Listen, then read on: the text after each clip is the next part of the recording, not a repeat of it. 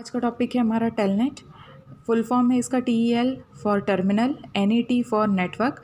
Telnet एक protocol है जो एप्लीकेशन लेयर पे पाया जाता है, ठीक है। और इसका फुल फॉर्म या इसको ये टर्मिनल नेटवर्क भी बोला जाता है, ठीक है।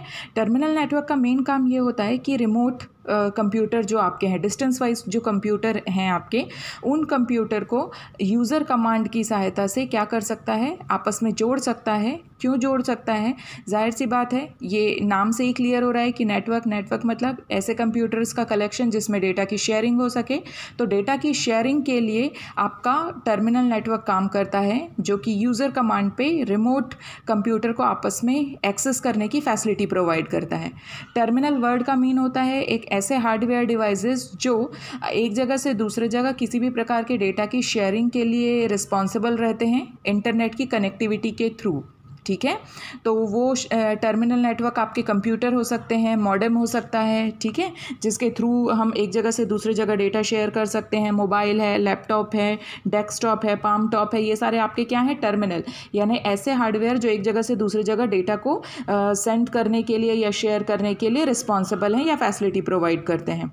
अब टर्मिनल काम कैसे करता है? ये टर्मिनल यानी कि हमारा एक कंप्यूटर, यहाँ से कोई भी एक डेटा गया, देखा जाएगा कि टर्मिनल ड्राइवर पे चेक होगा कि ये जो भेजा जाने वाला डेटा है, ये डेटा ऑथेंटिकेट यूज़र के थ्रू पहुंचाया जा रहा है कि नहीं पहुंचाया जा रहा है। अब यहाँ पे वर्किंग आती है आपके टेलनेट क्लाइंट की, ठीक है। जैसे FTP की वर्किंग में हमने देखा था कि क्लाइंट और सर्वर काम कर रहे थे, सेम यहाँ पे भी टेलनेट की वर्किंग के लिए भी टर्मिनल से भेजा जाने वाला कोई भी जो डेटा है, जो जैसे ही टर्मिनेट होगा वो चेक किया जाएगा क्लाइंट के द्वारा कि सर्वर के द्वारा कि वो जो टर्मिनल क्लाइंट है वो टर्मिनल क्लाइंट ऑथेंटिकेट है कि नहीं इंटरनेट की सुविधा का उपयोग करने के लिए, ठीक है। मतलब कोई भी हैकर या कोई वायरस प्रोग्राम तो नहीं है। ये देखेंगे उनकी ईमेल आईडी, यदि ईमेल आईडी सही है, उनके पास यूज़र नेम पासवर्ड है, तो टर्मिनल ड्राइवर क्या करेगा, आपके कंप्यूटर मतलब जो भी आपके जिस भी डेस्टिनेशन कंप्यूटर को या रिमोट कंप्यूटर को आप अपने कंप्यूटर से जोड़ना चाह रहे हैं,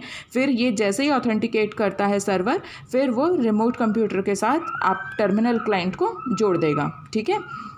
फिर उसके बाद किस तरीके से लॉगिन होती है? इसमें दो टाइप की लॉगिन होती है, एक लोकल लॉगिन और एक आपकी रिमोट लॉगिन। लोकल लॉगिन में ये होता है कि जो आपका यूज़र रहता है वो लोकल कंप्यूटर से लॉगिन कर सकता है, उसको कोई भी एक स्पेसिफिक कंप्यूटर की ज़रूरत नहीं है। आपके पास डेस्कटॉप है, पाम टॉप है, मोबाइल है, उसके थ्रू आप क्या कर सकते हैं, लॉगिन कर सकते हैं। ये लोकल लॉगिन है।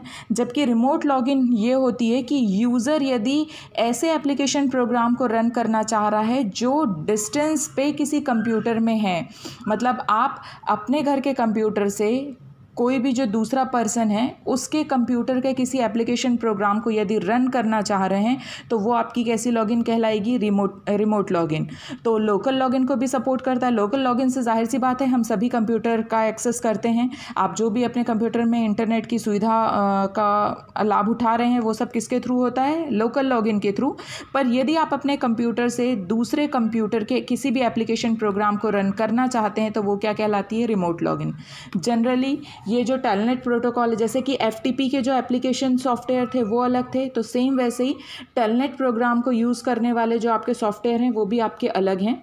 कंपनीज जनरली इसको यूज़ करती है, प्रोग्रामर इसको यूज़ करते हैं सिक्योरिटी पॉइंट ऑफ व्यू से, ठीक है, कि डेटा आपस में यदि कनेक्ट हो रहा है या कंप्यूटर आपस में कनेक्ट हो रहे हैं तो बीच में कोई हैकर है वो हैक ना कर पाए या अपनी अनऑथराइज्ड ऑथेंटिकेशन ना दे पाए या अनऑथराइज्ड एक्सेस ना कर पाए। ये सब के लिए किसका इस्तेमाल होता है, आपके जो टेलनेट प्रोटोकॉल हैं उसका।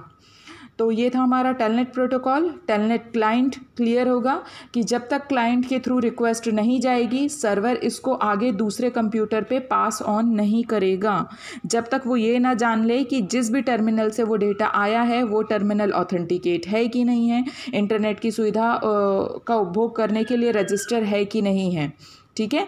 तो यहाँ पे क्लाइंट एंड सर्वर की भी इम्पॉर्टेंट रोल है कि क्लाइंट के थ्रू रिक्वेस्ट भेजी जाती है, टर्मिनल सर्वर उसको चेक करता है, टर्मिनल ड्राइवर में उसके डेटा को तब तक सेव रखता है। जैसे ही वो ओके हो जाता है, वो जो आपके डिस्टेंस वाइज कंप्यूटर है उस कंप्यूटर के पर्टिकुलर जिस भी एप्लीकेशन प्रोग्राम पे आपको डेटा भेजना है, उस एप्लीकेशन प्रोग्राम पे डेटा पहुँचाने के लिए रिस्पॉन्सिबल रहता है।